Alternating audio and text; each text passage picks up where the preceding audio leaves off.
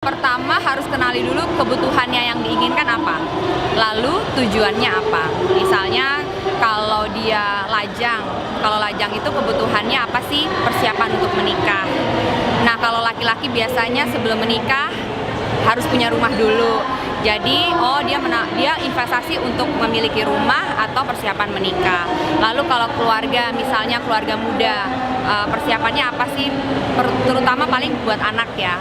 Kalau anak tuh berhubungan dengan apa? Yang namanya biaya pendidikan. Nah kalau sudah tahu kebutuhannya, lalu kita sesuaikan dengan produk yang akan kita pilih. Semakin panjang kebutuhan yang akan dihadapi, kebutuhan yang misalnya kebutuhannya masih lama, maka dia paling wise-nya itu memilih produk yang namanya reksadana saham. Karena kalau kita berinvestasi di reksadana saham, semakin panjang horizon investment-nya akan semakin memberikan potensi imbal hasil yang sangat baik.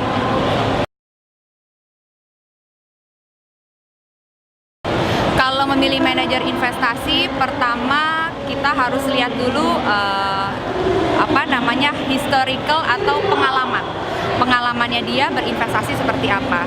Semakin panjang produk yang mereka kelola, akan kita semakin melihat seberapa mereka bisa melewati masa krisis ekonomi dari 2008 atau sebelum 2008, 1998, 2008, terus kemarin 2011 krisis Eropa, dan tahun ini juga kita akan mengalami krisis atau perlambatan ekonomi. Jadi pertama yang kita lihat adalah pengalamannya. Yang kedua, para profesional yang bekerja di dalamnya dan siapa yang mengelola. Kalau kita datang ke satu fund manajer investasi, kita bukan beli kantornya loh, kita merely kita punya uang kepada siapa yang mengelola. Jadi paling penting adalah membaca prospektusnya terlebih dahulu, lalu kemudian mengecek ke OJK, terdaftar nggak ini MI-nya di OJK, seperti itu. Niat. Kalau nggak ada niat susah ya. Pertama niat, lalu yang kedua uangnya. Uangnya itu tidak harus dalam jumlah banyak, karena sekarang banyak produk reksadana yang minimumnya sangat minim, yaitu 100.000. Yang ketiga disiplin.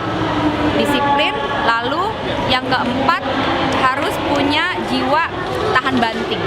Apalagi kalau mereka mau berinvestasi yang namanya di reksadana saham. Seperti itu.